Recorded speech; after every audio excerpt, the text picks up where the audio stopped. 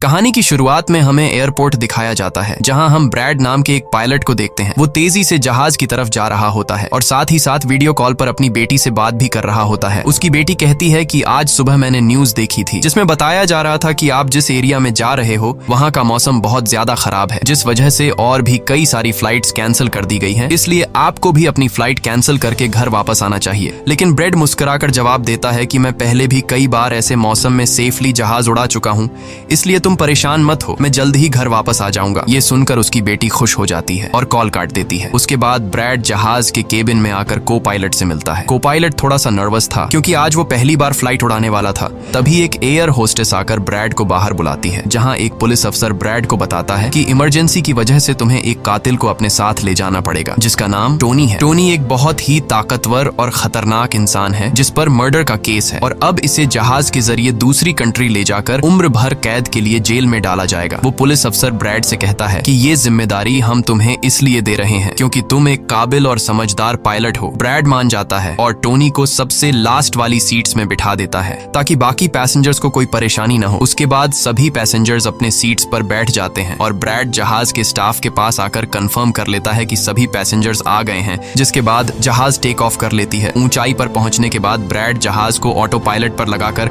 को पायलट के साथ अपनी फैमिली के बारे में बातें करने लगता है।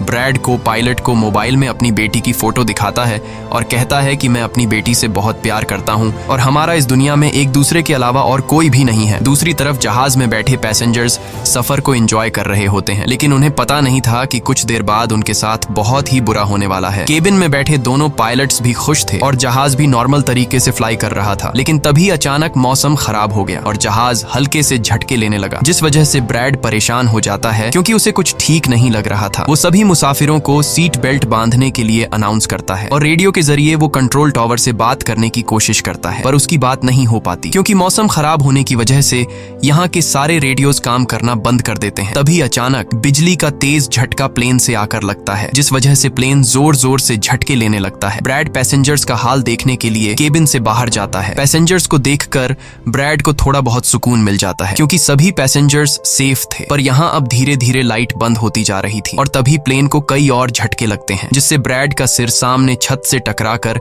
नीचे गिर जाता है और उसके माथे पर चोट लग जाती है। इस सूरत हाल को देखते हुए सभी पैसेंजर्स की हालत खराब होने लगी थी। ब्रैड जल्दी से वापस केबिन में आकर अपने साथी के साथ मिलकर प्लेन को संभालने में लग जाता है। ये उनके लिए काफी मुश्किल टाइम था। मौसम खराब होने की वजह से उन्हें आगे कुछ भी नहीं दिखाई दे रहा था। ब्रैड कहता है कि हमें प्लेन को नीचे लाना होगा क्योंकि अगर प्लेन को एक और झटका लगा तो प्लेन तबाह हो सकता है। ये लोग फौरन जहाज का अल्टीट्यूड कम करने लगते हैं और जहाज तेजी से नीचे की तरफ जाने लगता है। जहाज के अंदर मौजूद पैसेंजर्स काफी ज्यादा डरे हुए थे। तभी क्रिमिनल टोनी के साथ जो पुलिस अफसर आया होता है उसके हाथ से मोबाइल छूट जाता है। वो अपने मोबाइल फोन को उठाने के लिए अपना सीट बेल्ट खोल लेता है, जिसकी मदद करने के लिए एक एयर होस्टेस भी अपना सीट बेल्ट खोलकर आगे आती है। अब क्योंकि प्लेन तेजी से नीचे की तरफ जा रहा था, जिस वजह से उनका सीट बेल्ट खुलते ही ये दोनों तेजी से ऊपर छत से टकरा जाते हैं।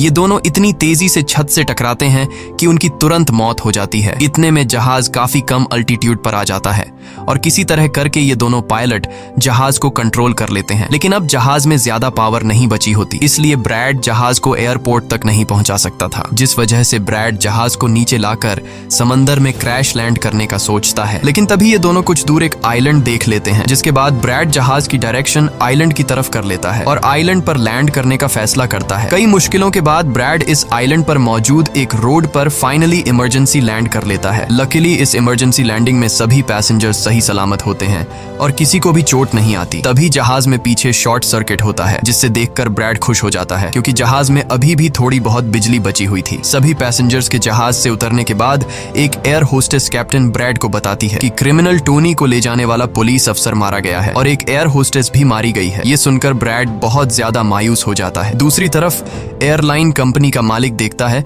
कि उसका एक जहाज अचानक गायब हो गया है क्योंकि उसने प्लेन को लैंड होते हुए नहीं देखा था और काफी देर से रेडियो खराब होने की वजह से उसका पायलट से कांटेक्ट भी नहीं हो पा रहा था। इसीलिए वो एयरलाइन कंपनी का मालिक स्कार्सडेल नाम के एक रेस्क्यू एक्सपर्ट को बुलाता है, जो ऐसे लोगों को ढूंढने का काम करता है जो मुश्किल में कहीं फंसे हुए होते हैं। एयरलाइन कंपनी का मालिक उसे कहता है कि मुझे मेरे प्लेन्स की सारी डिटेल्स चाहिए, जैसे वो कहाँ गया, उसके वर्कर्स और सभी पैसेंजर्स कहाँ हैं। जिसके बाद रेस्क्यू एक्सपर्ट अपने काम पर लग जाता है। दूसरी तरफ सारे पैसेंजर्स इस सोच में थे कि हम यहाँ क्यों उतरे हैं। ब्रैड सभी पैसेंजर्स को इकट्ठा करके समझाता है कि इमरजेंसी की वजह से हमें यहाँ उतरना पड़ा। प्लेन में अभी भी थोड़ी बहुत बिजली मौजूद है जिसे हम बाकी चीजों को ठीक कर लेंगे। तब तक आप लोग यहाँ आराम से रहें और आप लोग घबराइएगा नहीं, बहुत जल्द हम यहाँ से निकल जाएंगे। जिसके बाद ब्रैड प्लेन के पास आकर उसे ठीक करने में लग जाता है, पर वो देखता है कि जहाज में पावर काफी कम है, इसलिए उन्हें मदद का इंतजार करना होगा। ये लोग मैप निकालकर खुद ही अपनी लोकेशन देखने लगते हैं ताकि उन्हें पता चल सके कि आखिर ये लोग किस जगह पर हैं। ब्रैड का साथी को पायलट नक्शा देखकर बताता है कि हम एक प्राइवेट आइलैंड पर फंसे हुए हैं। ये जगह बहुत ही खतरनाक है। यहाँ पर ऐसे लोग हैं जो किसी सरकार या गवर्नमेंट की बात नहीं मानते। अगर इन लोगों ने हमें पकड़ लिया तो हमारी जान खतरे में पड़ सकती है और हमारी गवर्नमेंट भी हमें नहीं बचा पाएगी। ये सुनकर ब्रैड कहता है कि अब कहीं से भी करके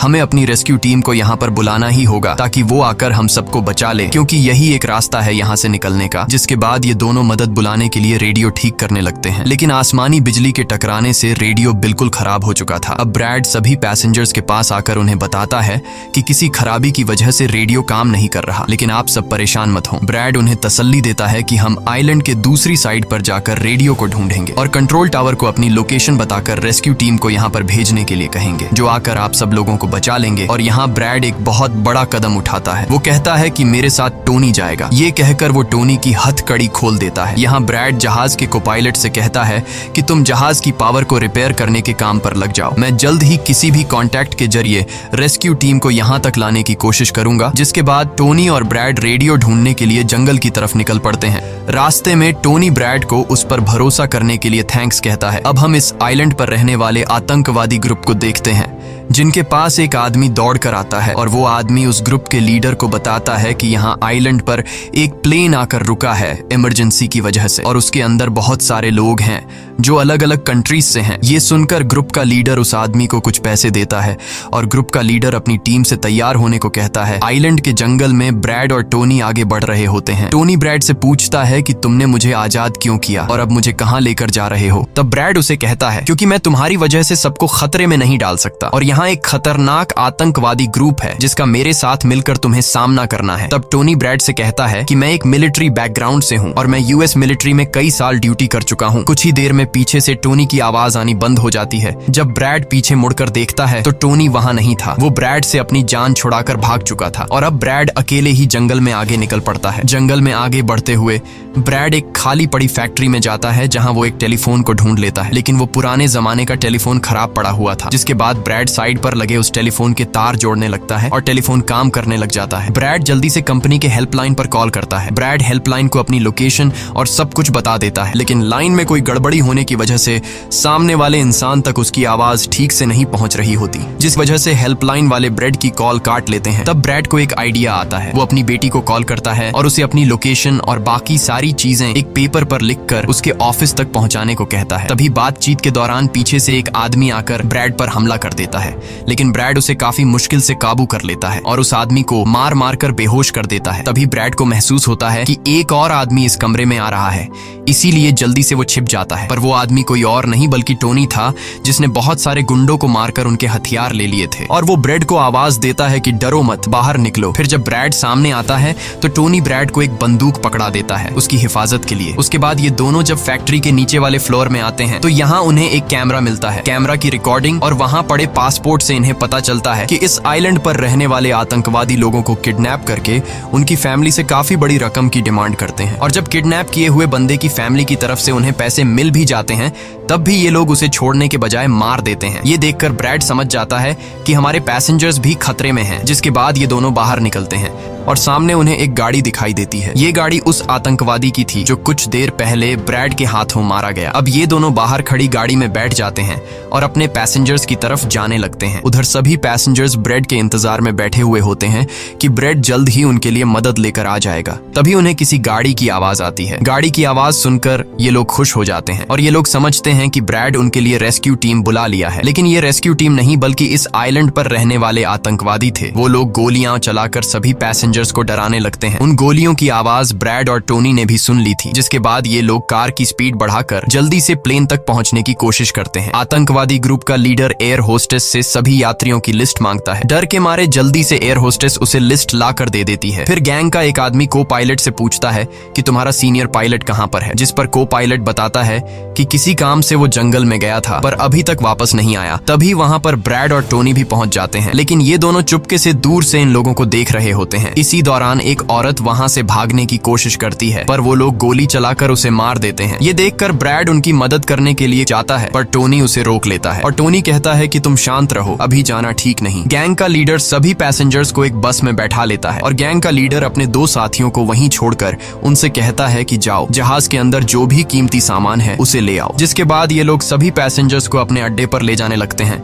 गैंग के जाने के बाद ब्रेड टोनी पर गुस्सा करने लगता है कि वो लोग हमारे पैसेंजर्स को ले गए और तुमने मुझे जाने ही नहीं दिया। जिस पर टोनी उसे समझाता है कि वो लोग काफी ज्यादा थे, अगर तुम चले भी जाते तो इतनी बड़ी आर्मी से अकेले नहीं लड़ पाते। अब ये दोनों प्लेन की तरफ बढ़ने लगते हैं और उन दोनों गुंडों को पकड़ लेते हैं जो प्लेन से कीमती सामान चुरा रहे थे। ब्रेड गन पॉइंट पर उनसे पूछता है कि तुम्हारा लीडर पैसेंजर्स को कहां पर लेकर गया होगा, जिस पर वो बताता है कि यहाँ से कुछ दूर हमारा एक अड्डा है और वो सब वहीं गए होंगे। दूसरी तरफ ब्रेड की बेटी रेस्क्यू एक्सपर्ट के पास ब्रेड का लिखवाया हुआ पेपर दे देती है, जिस पर प्लेन का लोकेशन और सारी जानकारी लिखी गई होती है। रेस्क्यू एक्सपर्ट सैटेलाइट की मदद से प्लेन की लोकेशन का पता लगा लेता है। उन्हें पता चल जाता है कि प्लेन एक आइलैंड पर फंसा हुआ है और उन्हें ये भी पता चल जाता है कि इस आइलैंड पर एक खतरनाक आतंकवादी ग्रुप है। इसके बाद वो रेस्क्यू ऑफिसर अपनी एक प्राइवेट आर्मी के कैप्टन को कॉल करता है और उसे ये सारी सिचुएशन समझाकर उस आइलैंड पर जाने को कहता है। प्राइवेट आर्मी का कैप्टन मान जाता है और अपने साथियों के साथ एक पैसों का भरा हुआ बैग और कई सारे वेपन्स के बैग गाड़ी में लोड करके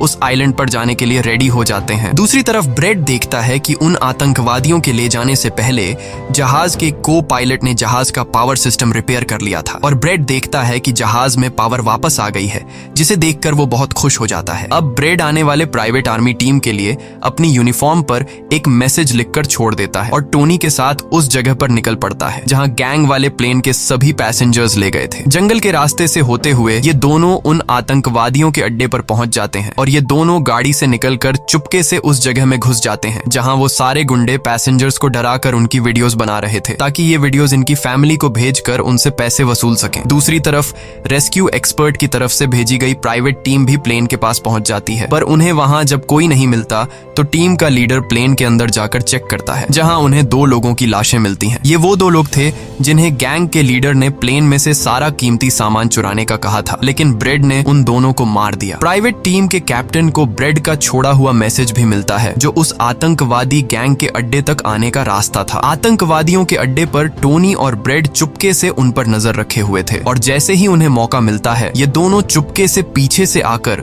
2 आतंकवादियों को मार देते हैं। फिर ये दोनों चुपके से आगे बढ़ते हैं और एक कमरे के बाहर जा पहुंचते हैं। इस कमरे के अंदर सभी पैसेंजर्स को कैद करके रखा गया था। अब ब्रेड इन लोगों को छुड़ाना तो चाहता था, पर वहां बहुत सारे गार्ड्स पहरा दे रहे थे और ब्रेड के पास दरवाजे का ताला खोलने की चाबी भी नहीं थी। इसके बाद ये दोनों एक एक करके उन गार्ड्स को मार गिराते हैं और टोनी तो हथौड़ा उठाकर कई सारे गार्ड्स को हथौड़े से मार देता है। यहाँ ब्रेड एक गार्ड से चाबी लेकर उन पैसेंजर्स को कमरे से आजाद कर देता है। वो उनसे कहता है कि जल्दी से उसी बस में बैठ जाओ जिसमें तुम सबको आतंकवादियों ने यहाँ लाया था, और वो सभी जल्दी से उस बस में जाकर बैठ जाते हैं। तभी टोनी ब्रेड के पास आकर बताता है कि यहाँ से गाड़ी के जरिए बाहर निकलने का सिर्फ एक ही रास्ता है, मगर वहाँ कई सारे गुंडे बंदूक लिए खड़े हैं जो हमें देखते ही हम पर गोलियां बरसाना शुरू कर देंगे। जब ब्रेड पैसेंजर्स की तरफ देखता है तो वो सभी बहुत ज्यादा डरे हुए होते हैं। अब यहाँ ब्रेड अपनी जान को खतरे में डालते हुए एक फैसला करता है और टोनी से कहता है कि मैं वहां पर मौजूद सभी आतंकवादियों का ध्यान भटकाऊंगा और तुम मौके का फायदा उठाते हुए सभी पैसेंजर्स को यहाँ से ले जाना। अब पहले तो टोनी ब्रेड को ऐसा करने से मना करता है।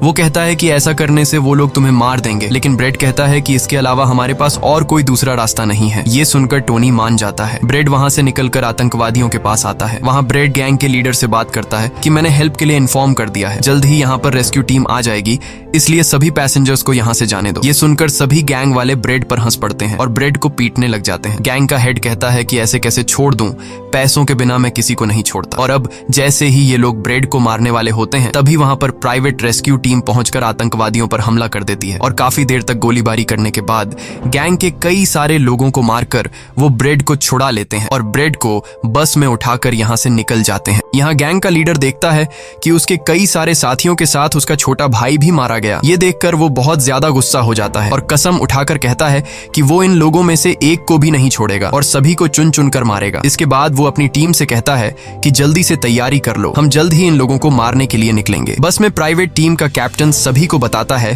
कि हम बस 5 लोगों की छोटी सी एक प्राइवेट टीम है जो बस तुम्हें यहाँ बचाने के मिशन पर आए हैं और हम कोई रेस्क्यू टीम नहीं है। रेस्क्यू टीम को यहाँ आने में कुछ टाइम और लगेगा। ये सुनकर ब्रेड घबरा जाता है और कहता है कि हमारे पास टाइम नहीं है क्योंकि गैंग वाले जल्द ही हमारे पीछे आएंगे और हमें देखते ही मार डालेंगे। पर मेरे पास एक आइडिया है। जहाज के पास पहुंचते ही ब्रेड सभी पैसेंजर्स से कहता है कि जहाज में पावर वापस आ चुकी है, यानी अब जहाज स्टार्ट हो जाएगा और हम लोग फौरन यहाँ से निकल जाएंगे। इसलिए आप सब लोग जल्दी से जहाज में बैठ जाओ क्योंकि हम रेस्क्यू टीम का इंतजार नहीं कर सकते। उन्हें यहाँ आने में वक्त लगेगा और अगर हम यहाँ रुके तो उन आतंकवादियों के हाथों मारे जाएंगे। ये सुनकर सारे लोग प्लेन में बैठ जाते हैं जबकि ब्रेड प्लेन की तमाम चेकिंग करने में लग जाता है और प्राइवेट टीम के लोग पहले से आने वाले खतरे के लिए तैयार बैठ जाते हैं। तभी अचानक वो आतंकवादी ग्रुप आकर उन पर हमला कर देता है जिन्हें देखकर प्राइवेट टीम उन्हें रोकने में लग जाती है और यहाँ दोनों तरफ से काफी गोलीबारी होती है। पर इस प्राइवेट टीम के पास काफी अच्छी गन्स थी जिस वजह से वो बहुत सारे गुंडों को मार देते हैं। ब्रेड जल्दी से प्राइवेट टीम के लीडर को बताता है कि मैं अगले 5 मिनट बाद जहाज को स्टार्ट करने वाला हूँ और तुम सब भी जल्दी से जहाज में चढ़ जाना। इसके बाद ब्रेड टोनी के पास जाता है और उसका शुक्रिया अदा करता है कि तुमने मेरे इतने मुश्किल वक्त में साथ दिया। ब्रेड खुद को गोलियों से बचाते हुए अंदर जहाज में आकर अपने केबिन में बैठ जाता है और अपने साथी को पायलट के साथ मिलकर प्लेन को स्टार्ट करने में लग जाता है। उधर टोनी के पास गोलियां खत्म हो जाती हैं और जब वो बुलेट्स ढूंढने के लिए प्राइवेट टीम का बैग चेक करता है तो उसे वहां पैसों से भरा हुआ एक बैग मिलता है। लेकिन इस वक्त टोनी पैसों को छोड़कर दूसरी बैग से गोलियां निकालकर दोबारा आतंकवादियों से लड़ने लगता है। यहाँ तब तक ब्रेड भी प्लेन को राइट साइड पर घुमा देता है। अब प्राइवेट टीम के सोल्जर्स भी एक एक करके जहाज में चढ़ने लगते हैं और टोनी उन्हें कवर फायर देता है। पावर आने की वजह से रेडियो भी काम करने लग जाता है। अब ब्रेड को प्लेन कंपनी का मालिक बताता है कि मैं तुम्हें कोई सुरक्षित जगह बता दूंगा जहां तुम जा सकते हो। अब सभी लोग जहाज में चढ़ जाते हैं पर टोनी नहीं चढ़ता। वो पैसों से भरा बैग लेकर वहां से भागने लगता है क्योंकि अगर वो इनके साथ प्लेन में वापस गया तो पुलिस वाले उसे फिर से पकड़कर जेल में डाल देंगे। गैंग का लीडर अपने साथियों को मरता हुआ देखकर गुस्से से पागल हो जाता है। वो प्लेन के सामने रॉकेट लॉन्चर लाकर उन्हें एक ही झटके में उड़ाने का सोचता है लेकिन सही टाइम पर टोनी उसे देख लेता है। अब टोनी जल्दी से बंदूक उठाकर उसे शूट करके मार देता है और सभी लोगों की जान बचा लेता है। ये देखकर ब्रेड टोनी के इस काम से बहुत खुश हो जाता है और ब्रेड अपनी पूरी ताकत लगाकर प्लेन उड़ाने में कामयाब हो ही जाता है। ये देखकर टोनी सभी पैसेंजर्स और ब्रेड के लिए खुश होता है और पैसों का भरा हुआ बैग लेकर जंगल की तरफ भाग जाता है। ब्रेड जहाज को इस आइलैंड से दूर ले जाता है और जहाज का मालिक उसे एक एयरपोर्ट के बारे में बताता है जहां ये लोग जा सकते थे जो अब इनके काफी करीब था। ब्रेड एयरलाइन कंपनी के मालिक की बताई हुई जगह की तरफ जहाज को ले जाता है लेकिन तभी एक बार फिर जहाज के इंजन में आग लग जाती है और जहाज तबाह होने लगता है। इसलिए ब्रेड दोबारा से इमरजेंसी वार्निंग ऑन करता है और धीरे धीरे जहाज को नीचे रनवे पर लाने की कोशिश करता है। फाइनली बड़ी मुश्किल के बाद ब्रेड जहाज को रनवे पर उतार देता है और सब लोगों की जान बच जाती है। ब्रेड और उसका साथी को पायलट काफी खुश हो जाते हैं। उधर प्लेन कंपनी का मालिक और उसकी टीम भी बेहद खुश थी। अब ब्रेड पैसेंजर्स का हाल देखने के लिए पीछे जाता है तो वो देखता है कि सभी पैसेंजर्स सेफ हैं और ये देखकर उसके दिल को सुकून मिल जाता है। वहाँ खड़े सभी पैसेंजर्स ब्रेड के लिए तालियां बजाने लगते हैं और ब्रेड का शुक्रिया अदा करते हैं। कुछ ही देर में वहाँ उनके लिए रेस्क्यू टीम भी आ जाती है जिसे देखकर सभी पैसेंजर्स खुश हो जाते हैं। यहाँ ब्रेड सभी पैसेंजर्स को रेस्क्यू टीम के साथ भेज देता है और कैप्टन फाइनली सुकून की सांस लेते हुए जहाज की सीढ़ियों पर बैठकर अपनी बेटी से कॉल पर बात करता है। इसी के साथ ये कहानी खत्म हो जाती है। अगर आपको वीडियो अच्छी लगी हो तो हमारे चैनल को सब्सक्राइब और वीडियो को लाइक जरूर कीजिएगा।